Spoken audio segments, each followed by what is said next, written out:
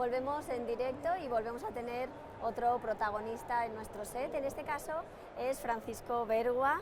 Francisco Bergua es ingeniero de montes, jefe del Servicio de Parques y Jardines de Zaragoza y sobre todo, y por eso está aquí en Iberflora, presidente de la EPJP desde 2015. Bienvenido, Francisco, buenos días. Bien buenas hallado, tardes ya. Buenas tardes y encantado y muy agradecido de estar aquí. Bueno, Francisco, vosotros habéis tenido esta mañana unas jornadas sobre las herramientas para mejorar la gestión de las infraestructuras verdes urbanas. Es un reto difícil, ¿no?, esta mejora.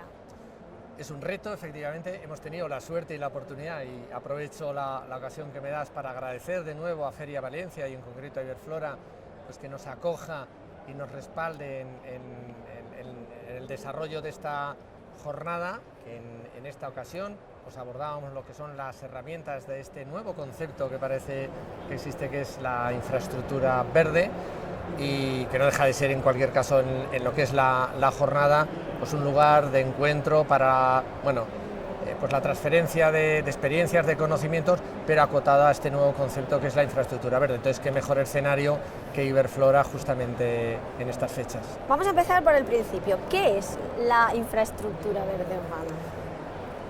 Bueno, pues la infraestructura verde como tal vendría a ser la evolución del tradicional servicio de parques y jardines de una ciudad, de cualquiera de los municipios que tenemos en España, pero donde en lugar de ver ese componente verde que veíamos de parques, de árboles, damos un salto cualitativo a lo que supone una infraestructura. Una infraestructura quiere indicar que se prestan unos servicios.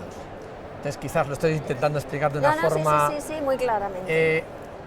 Los parques y jardines tienen una clara vocación como espacios de socialización y con una cualidad ornamental más que evidente y para la realización de actividades de ocio, pero a veces no se ha reconocido y no se ha puesto en valor los servicios ecosistémicos que aporta el verde en la ciudad, parques, jardines, las aguas que van vinculadas a la salud de las personas. Ese cóctel hace que desde la Unión Europea ya se nos traslade a los distintos Estados miembros el promover y hablar de lo que es la infraestructura verde como un elemento vertebrador del territorio, en nuestra escala a nivel nacional de todo lo que es España, pero particularmente en lo que atañe a los municipios, pues que son alrededor de unos 8.122, son esos nudos de conexión en todo lo que atañe a las conexiones verdes. Insisto, no como una infraestructura de telecomunicaciones o de tuberías que nos podría venir a la mente, sino además de esa transferencia, pues que aporta unos servicios ecosistémicos fundamentalmente que se traducen en mejorar la salud para las personas que vivimos aquí. Claro. En este sentido, uno de los grandes retos con que supongo que os topáis constantemente en todos los municipios es la gestión de la sanidad vegetal en esos entornos que son entornos muy abiertos, con mucho usuario. ¿Cómo se gestiona esto? Supongo que es complicado. ¿Cómo gestionar elementos vivos? En este caso las plantas tienen una dificultad añadida e inherente a su condición de seres vivos. En el caso de la dimensión de los componentes vegetales, garantizar la sanidad vegetal, pues efectivamente es compleja, como bien dices, pero es compleja también porque está en un medio urbano. Entonces no se trata solo de la sanidad vegetal, sino de la sanidad de las personas, con lo cual se trata de cuidar las plantas de una manera que lo que utilicemos para cuidarlas no perjudica la salud de las personas. Hasta las fechas es obvio que la utilización de productos químicos, si bien es cierto que solucionaban algunas problemáticas, no es menos cierto que generaban otros problemas mayores, no en las plantas, pero sí en la salud humana. En este sentido, el reto concreto que estamos ahora de la sanidad vegetal pasa por gestionar los elementos verdes, ese patrimonio verde que en muchos casos es heredado de nuestras ciudades, que son los núcleos donde viven las personas, y perdona que me repita, pues de una forma diferente, de tal manera que no pongamos en riesgo la salud de las personas. Eso implica pues, que hay una reducción más que evidente de productos químicos, pero no por algo arbitrario, y más allá de que es el Estado, en este caso lo que es agricultura y sanidad, que establece qué productos son productos químicos, entiéndase, son los que se pueden utilizar para controlar plagas y enfermedades en lo que denominan ámbito no agrario. Claro. Para entendernos, claro, los ciudadanos normales, parques y jardines e incluso instalaciones deportivas. Entonces, en ese sentido, lo que se ha abordado hoy al respecto de la sanidad vegetal, pues con una comisión o con dos de los coordinadores que trabajan en esa comisión de la Asociación Española de Parques y Jardines Públicos, pues se ha abordado cómo se debe trabajar esa sanidad vegetal, pero ajustándonos primero, por un lado, a la normativa, por supuesto, pero también a lo que es cuidar la sanidad de las personas y hacerlo compatible con los recursos que podemos tener para mantener ese verde que los ciudadanos disfrutamos. Claro, hablabas de hacerlo sostenible con los recursos de que se dispone. Estamos hablando de administraciones públicas que tienen los recursos que tienen en cada momento. Para vosotros, los técnicos, es complicado gestionar eso, es decir, es complicado hacer entender al político que tiene que tomar la decisión, que hacen falta determinados recursos en un ámbito y no en otro. Pues es buena pregunta, como dices. Tiene una complicación inherente, pero no es un problema como tal, ¿no? Complicación, desgraciadamente, sería pues en otros ámbitos más a veces de enfermedades de personas, claro. Pero nuestra clave de gestión, tenemos los recursos que tenemos en cada ayuntamiento, recursos que debo recordar, aunque sea una obviedad, que vienen de lo que los ciudadanos aportamos y que cada ayuntamiento, en función de las necesidades de sus ciudadanos, tienen que distribuir. Y nosotros, la parte de parques y jardines, que tiene su importancia, para mí y para nosotros tiene muchísima importancia, por el mero hecho, como decía antes, que son espacios de socialización, claro, más de la que habitualmente se le da, ¿de acuerdo? Pero dicho eso, es cierto que se tienen unos recursos limitados, bien sean directos, donde se hace una gestión directa con personal propio, o indirectos, cuando se tienen contratas que te realizan trabajos, o mixtos. En este sentido, cuando hablamos de la sanidad vegetal que me comentabas antes, más allá de hacer ver y convencer al político que efectivamente es al que le corresponde tomar las decisiones, pero no es menor cierto que los técnicos municipales también, aquí con una participación muy activa de los técnicos especialistas profesionales de las empresas del sector que se dedican a la conservación, que juegan un papel importante y que en ese sentido tenemos una relación horizontal. Pero a lo que voy es que no solo tenemos que convencer o poner encima de la mesa varias alternativas para que decida el responsable político, es que antes hemos tenido que hacer, no por convencer, que quizás suena un poquito mal, al ciudadano que es el usuario. Claro. No solo es al político. Entonces, es verdad que los políticos toman decisiones, pero no es menor cierto que los responsables técnicos, municipales particularmente, que somos quienes gestionamos con los espacios públicos de nuestras ciudades, tenemos la responsabilidad y la obligación de poner encima de la mesa esas soluciones que son diferentes en todas y cada una de los, como decía, 8.000 ayuntamientos de España. Claro, supongo que además es mucho más fácil diseñar un espacio nuevo, bueno, más fácil, más agradecido, digamos, que conseguir el mantenimiento de espacios ya creados, que a lo mejor, bueno, es menos vistoso, ¿no? Digamos. Dices bien, pero, insisto, los profesionales que nos dedicamos a esto, en principio se nos ha preparado y nos hemos preparado para ello, con lo cual no tiene mayor complejidad que cualquier otra profesión, pues precisamente como la tuya, como decía. Y si te fijas, he hecho una mención antes en que nosotros, por ponerme yo no como ejemplo, ¿no?, pero como muestra, yo soy ingeniero de montes, pero como suelo decir, esto ya hace muchos años, yo soy gestor de servicios públicos, particularmente de parques y jardines, pero nosotros tenemos que solucionar cuestiones problemáticas concretas a nivel técnico, claro, pero sin embargo no estamos preparados para comunicar, para hacer llegar a esos usuarios y a ciudadanía, con lo cual es cierto que ahora los ayuntamientos se están dando cuenta que más allá, claro, de publicidades o de los compañeros que seguro que tendrás, de gabinetes de prensa, en lo que atañe a servicios públicos, como puede ser el de parques y jardines, si eso no se cuenta y no se cuenta bien, claro, no existe, claro, con lo cual el ciudadano no lo conoce y no lo valora, claro, y eso es un problema para nosotros. Entonces, esa complejidad se puede resolver.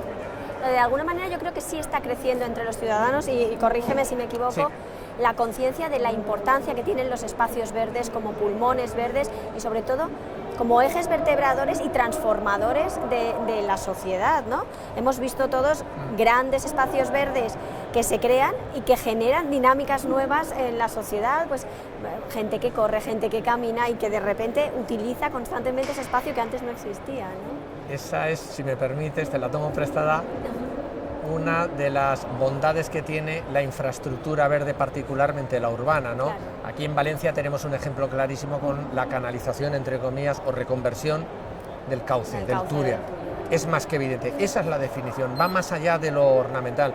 Me decías antes, y no te acabo de contestar, disculpa, esa diferencia o elementos diferenciadores entre el patrimonio verde heredado, claro, que ahí tenemos un margen muy limitado de transformar, pero que es que no se trata de transformar, se trata ahí de conservar y si acaso de mejorar, pero puntualmente, porque es un patrimonio como tal, y tenemos la gran oportunidad de el diseño en nuevas zonas, ¿no? claro. Y entendiendo como diseño aquel que responda a las necesidades de las personas, no tanto al ego o a la vanidad, y lo voy a decir así, del proyectista, independientemente si es ingeniero, arquitecto, paisajista, debe responder a la necesidad de las personas, al menos en espacios públicos. En un ámbito privado, evidentemente uno Claro. es dueño y señor o dueña y señora, ¿no?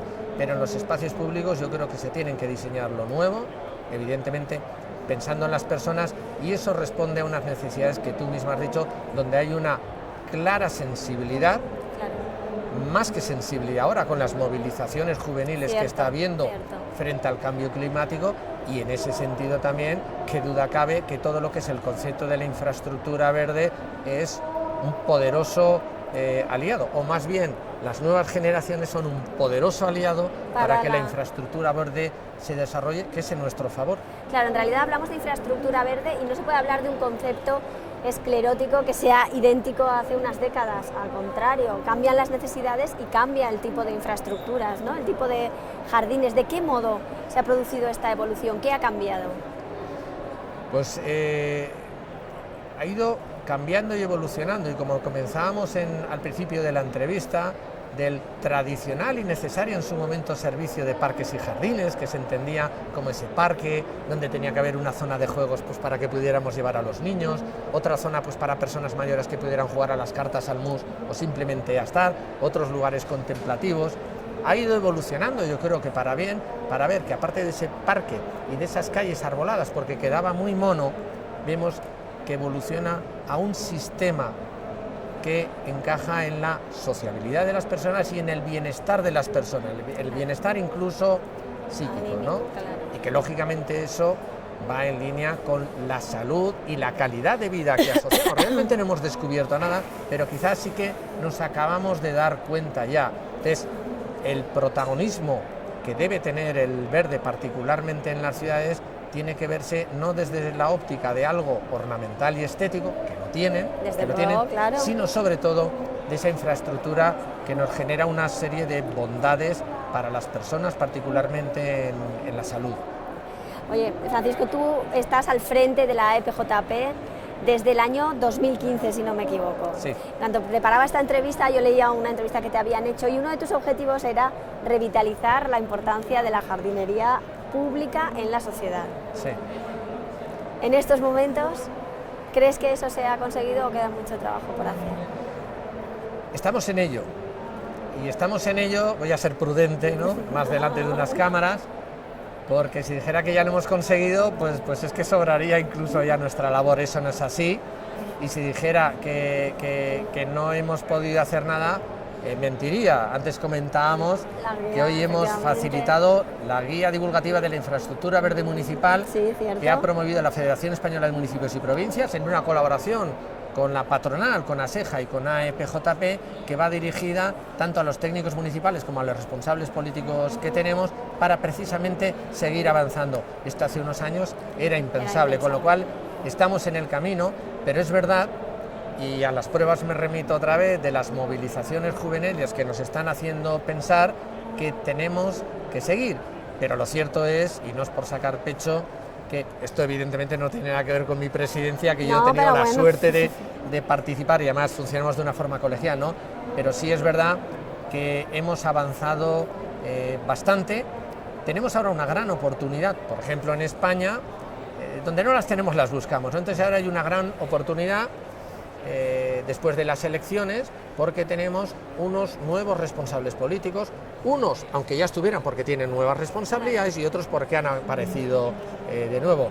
En ese sentido, cuando hay nuevas elecciones, y no lo digo con ironía, suele ser un buen momento para que esas personas que vienen con muchas ganas, con ilusión, pues estén más receptivas a aquellos gestores públicos y servidores públicos que tenemos que anticiparnos, pues les podamos poner unas propuestas, y en ese sentido estamos cargando las tintas en lo que es parques y jardines. Vosotros presentasteis esta guía ante los directivos, ante la gente que se encarga de la gestión de los municipios. ¿Cuál fue cómo lo recibieron, vaya? Pues lo recibieron de una forma fantástica. El mérito es de la Federación Española de Municipios y Provincias. La guía la elaboramos durante bastante tiempo y se presentó en marzo, pero se esperó intencionadamente a que tomaran posesión pues nuestros nuevos cargos electos en los municipios de España, y en la primera asamblea que hizo la Federación Española de Municipios y Provincias, que es el órgano, digamos, institucional a nivel municipal, que no es lo habitual, se les explicó lo que era la guía de infraestructura verde y se repartió este pequeño librillo que de una forma muy clara, muy simple, pero muy concreta, define el qué y el por qué es necesario cambiar este concepto que hablábamos antes de los parques y jardines hacia la infraestructura verde, porque más allá de lo que son los parques o los árboles, incide también en realidad en la gobernanza municipal también, ¿no? Todo más transversal, de una forma más integral. Entonces, qué mejor oportunidad que en la primera asamblea de los alcaldes y alcaldesas de España que precisamente hacerles partícipes, y lo cierto es que lo acogieron de muy, muy buen grado. Crece la sensibilidad, ¿no?, en este sentido. Crece la sensibilidad. Hoy en la jornada que hemos celebrado, que estaba pues con un lleno total, lo cual es un indicador de que efectivamente hay esa sensibilidad e interés, además de técnicos de ayuntamientos, de las empresas, insisto, que también son importantes, pues había responsables políticos, con lo cual ese es un magnífico indicador. Una muy buena señal, desde luego que sí. Hablemos de futuro. Estamos hablando de la nueva infraestructura verde urbana, pero hay que pensar desde ya mismo en lo que será la infraestructura verde urbana del futuro. ¿Cuáles serían las claves para dentro de unas décadas? A ver, no sé si yo estoy capacitado, para adivinar el futuro, por supuesto, que no, ¿no? Pero bueno, como estamos aquí en confianza, voy a repetir una frase que he utilizado o que he intentado, llevar a término en los proyectos donde he tenido la suerte de participar, que es que en este caso las ciudades, más allá de los parques, se tienen que diseñar, lo que es nuevo, pensando en las personas. Y si se hacen pensando en las personas, esa ciudad del futuro, que es para poderla disfrutar, seguro que se acertará, pero pensando efectivamente no en las personas para dormir en un piso, ir a trabajar y volver, sino para vivir, disfrutar, tener su porción de naturaleza, y que no estemos pensando en que hay que marchar enseguida para airearnos. Pues en esa línea creo yo que es el devenir que deberían ser las ciudades, y mientras tanto gestionar, como decía antes, el patrimonio heredado que tenemos, porque no se trata de destruir lo que tenemos, eso también no sería bueno. Por supuesto que no, y nos quedamos con ese mensaje de futuro. Bueno, antes de irnos, ¿qué tal Iberflora? ¿Has estado toda la mañana en la jornada? ¿Qué te está pareciendo? Bueno, he estado en la jornada, pero he tenido la oportunidad antes y después, antes de venir a la entrevista, y es un placer venir aquí. Es muy enriquecedor a nivel profesional, sin ninguna duda, y a nivel personal también.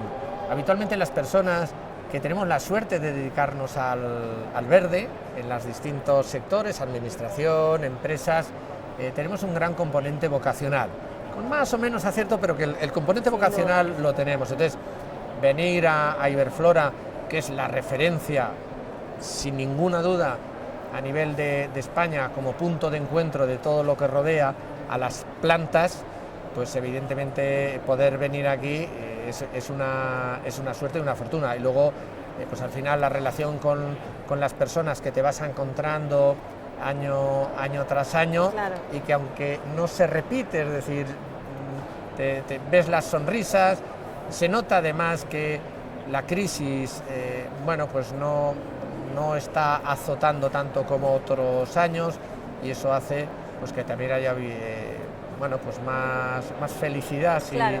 si se me más permite, optimismo, ¿no? Y como decía, y a nivel profesional, por supuesto, es un escenario con unos escaparates magníficos. Sí, porque además el elemento divulgativo crece y yo creo que eso es fundamental, ¿no? Ya no puede quedarse una feria solo en lo comercial, sino que hay que ir más allá y potenciar ese punto de encuentro, ¿no? Y de divulgación.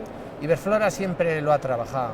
Nosotros, como Asociación Española de Parques y Jardines Públicos, llevamos años colaborando activamente y nos sentimos muy honrados, de verdad, cada vez que Feria Valencia, Iberflora en particular, nos llama, y digo, no, pero si es que nosotros queremos ir, porque, insisto, para nosotros es una, si se me permite, segunda casa, y efectivamente, como bien dices, ha ido evolucionando también en su aspecto organizativo y en la puesta en escena, y yo creo que de una forma además importante, particularmente además en estos últimos años, que también, insisto, pues probablemente con la crisis azotó a muchos sectores, pero se nota de una forma muy clara. Prueba de ello, si me permites, fíjate que es hasta esta actividad en la que claro. nos dais la oportunidad de participar. Quiero decir que la repercusión que tiene Iberflora no es solo en los escaparates, en los stands, que todas las empresas y administraciones que hacen un gran esfuerzo poniéndolo, en las jornadas, en las mesas redondas, en los bloques, es verdaderamente un gran punto de encuentro, sino que además ahora, aprovechando pues distintas herramientas de comunicación y divulgación, eso se comparte a toda la gente que no ha podido venir. Eso es una enorme suerte. Claro, trasciende. Bueno, Francisco, no te entretenemos más. Muchísimas gracias por estar con nosotros este ratito y contarnos todo lo que nos has contado sobre parques y jardines, sobre la nueva infraestructura verde urbana. Esperemos que tu futurización se cumpla cuanto más pronto mejor, porque es lo que todos deseamos, ¿no? Una ciudad para los ciudadanos y una ciudad donde vivir sea un gusto. Gracias, sí. Gracias por estar aquí. Muchísimas gracias a vosotros, porque verdadera es una suerte y además una gran oportunidad la que nos dais, y lo que decía, pues que las ciudades vamos a hacerlas pensando en las personas. Venga, con esto nos quedamos. Nosotros acabamos aquí esta entrevista, seguimos porque hay muchos más contenidos en Iberflora 2019.